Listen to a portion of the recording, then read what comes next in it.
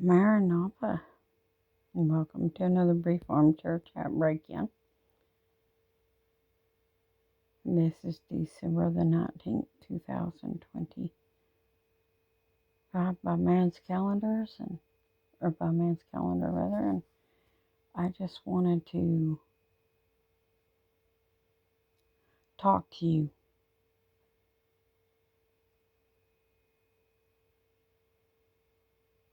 about the Lord a little bit more, but right now I want to discuss this particular topic a little more. The menorah. The menorah, yes, because it's Hanukkah. And I want to talk a little more about Hanukkah and the menorah. Um, the Lord had been dealing with me a little bit, and He's the one who told me about Hanukkah. But I want to go back to what it was originally called, which is the dedication.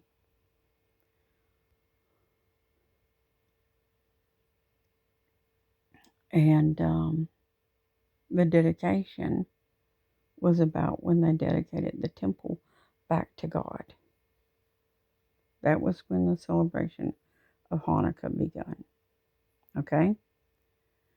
And I'm just wanting y'all to understand this and why it began. But back when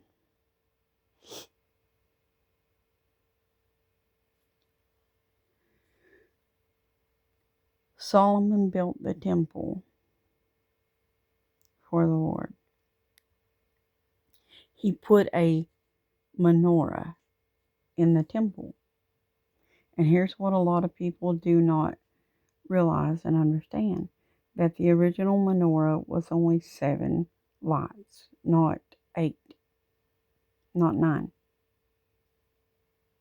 Now the menorahs are made for 9 candles in total. 8 to burn the 8 nights plus the shumash that you light them with. But the original menorah was 7. Why? That was God's specs. That's what God told Solomon to do. Why did Solomon light that light? Why did they light the menorah back then? Because Hanukkah didn't happen until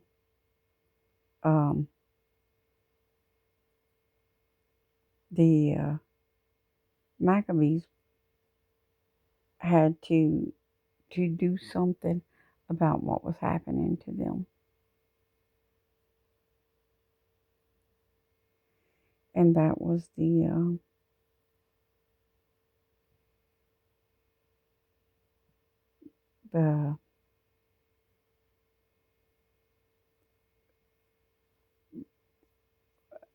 Grecian army, the Greeks, had come in and were forcing them, going throughout the countryside, forcing them in their synagogues to worship Zeus and different deities that they believed in, the fallen angels. And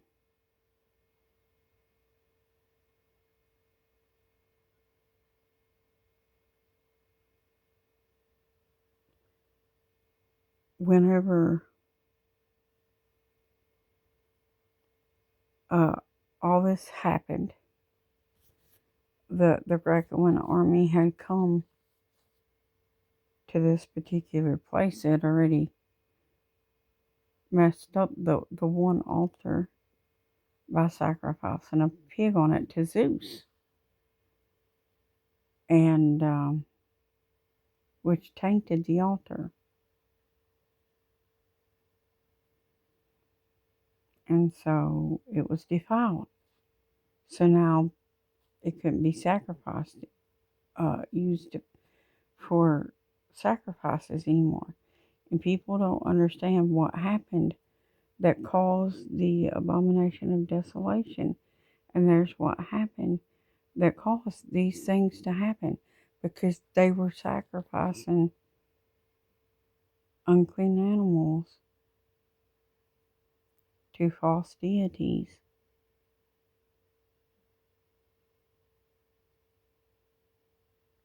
And a lot of people don't understand this.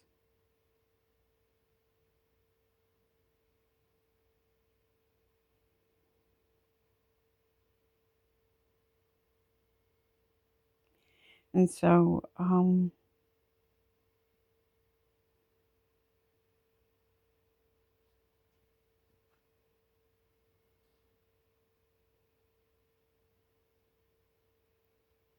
whenever this happened, this Grecian army come to this particular place where the Maccabees rose up at, and they were trying to get them to sacrifice onto Zeus and to sacrifice pigs and stuff in the temple. And he said he wouldn't do it. So one of the priests underneath him had agreed to do the sacrifice for the Grecians just to try to bring peace. He agreed to do it to bring peace. I hope you're understanding this. This is like when we try to say it's okay that you're different from us, and we try to wash up in fellowship with other denominations, though they don't believe what we believe.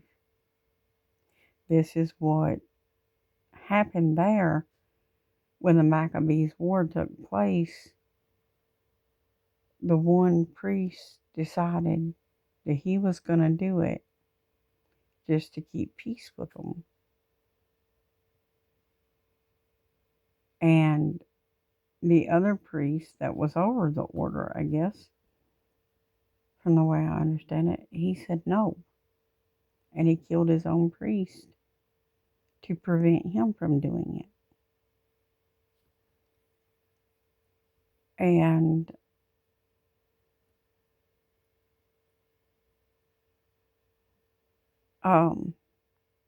he was trying to protect the altar of God from being desecrated.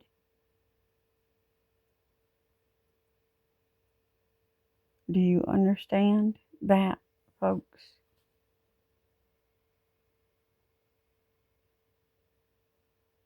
I don't think you do.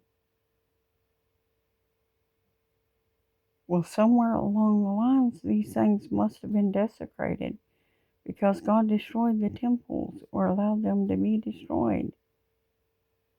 Well, the one altar in the one temple, they're saying now that the stones were hidden away, I guess, by the Maccabees army, from what I understand, till a prophet would rise up and tell them what could be done with them.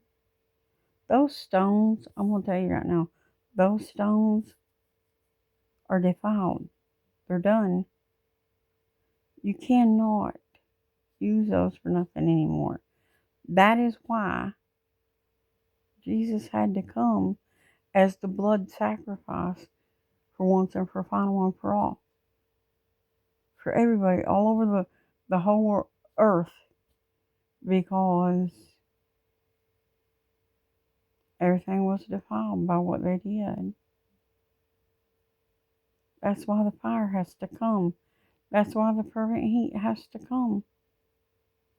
It's the only way to cleanse the world of what has been done with all the witchcraft and uh, the wizardry and stuff that's been going on. The fire has to come and purify the earth. It's the only way. And I don't think people are understanding this. See, because this is why Jesus' blood was necessary. Because they had sacrificed, the animal's blood was working from year to year at the atonement and stuff.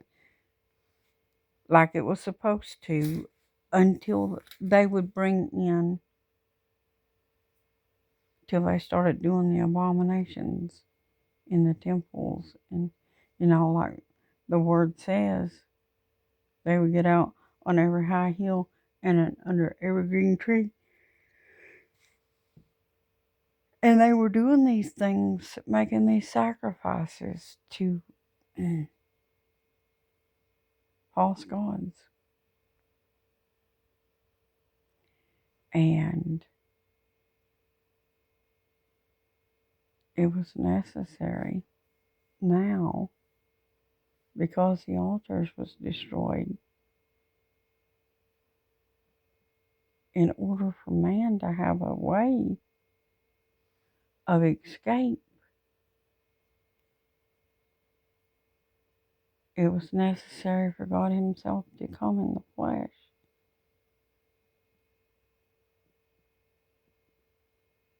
to buy us back onto himself with his own blood. He was the ram in the thicket for us when it was time for us to lay our Isaiahs, which is ourselves, down. Jesus was the ram in the thicket, and he laid his own life down so that we wouldn't have to be sacrificed like Isaac.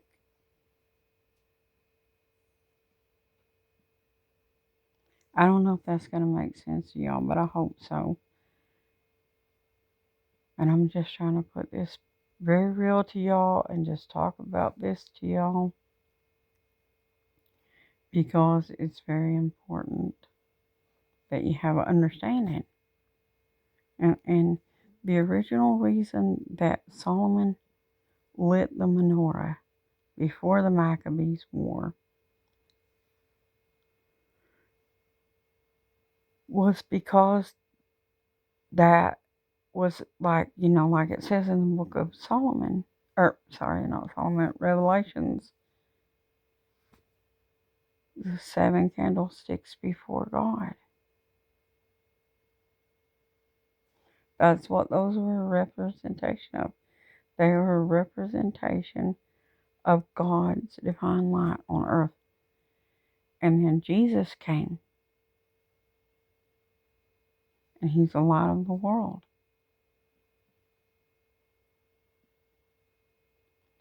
And when he came and he was the light of the world, it means he's the menorah.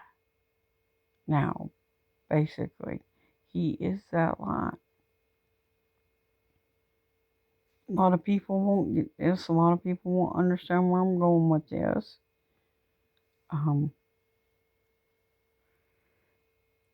If you're not spiritual, you're not going to get it. But I just wanted to talk to you a little bit about it while it's still fresh in my mind. And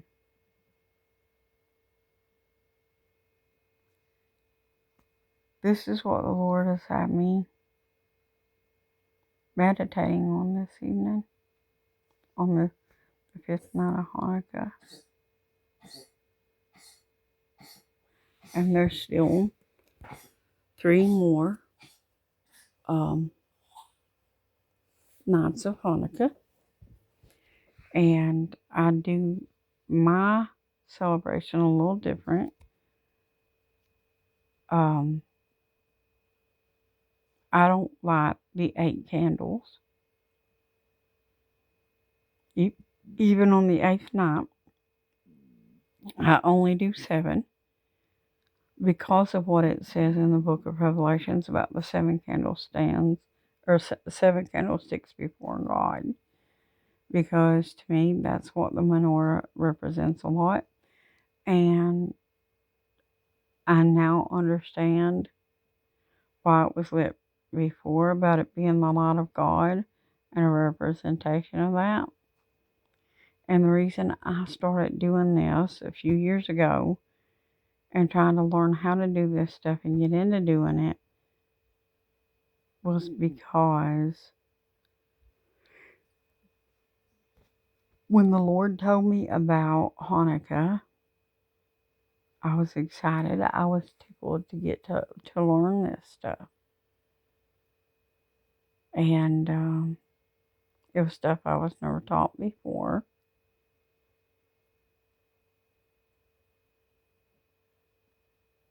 And but so the Lord was teaching me about it over the last few years, and I learned a lot. And the Lord taught me that what the menorah represented and everything. And it began to bug me because I was like, well, what did the menorah represent before the Maccabees army? Why was it lit? And it wasn't done before the Maccabees army war happened like it is now, because it was lit before to represent God's light. And now it's a celebration of the miracle of God's light. And I think we've gotten away from the fact that God is light, and that He is a righteous God, and that He is a jealous God, and He doesn't want us to have any kind of thing or such things, any kind of idol or whatever before Him.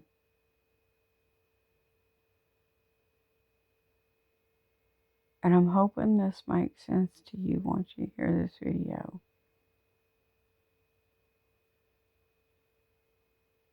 And that you understand we are in the season of miracles. Y'all, this is when Jesus did a lot of great things.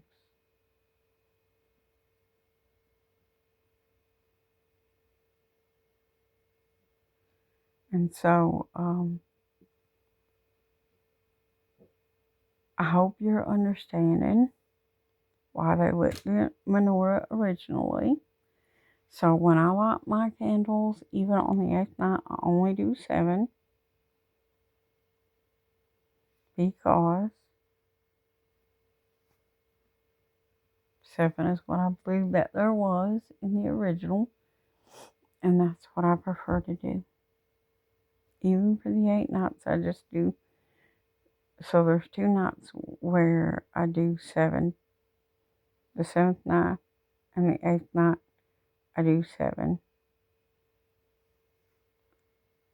And that is my way of doing it. So, with this said, I hope you have gained a little bit more understanding into the menorah and so forth. But more than that, I hope you took something away about the parts about Jesus and how He was necessary, because the animals that were sacrificed desecrated the temples, so they were no longer holy.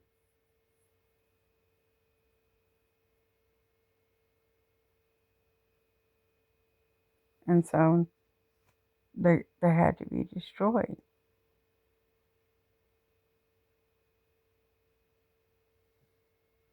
And so I want you to think about this in this perspective.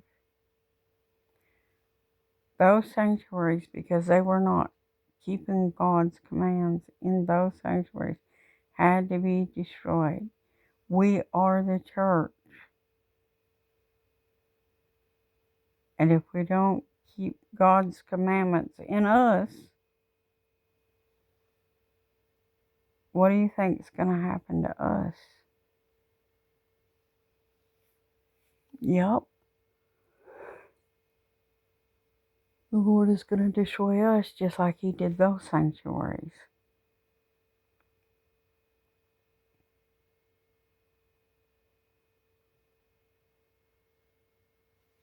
So that's just something to think about with what's coming upon the earth.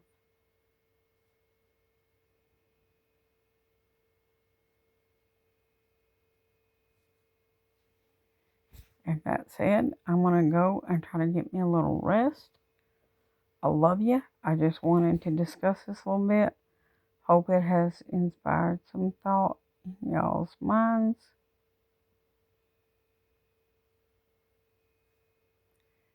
And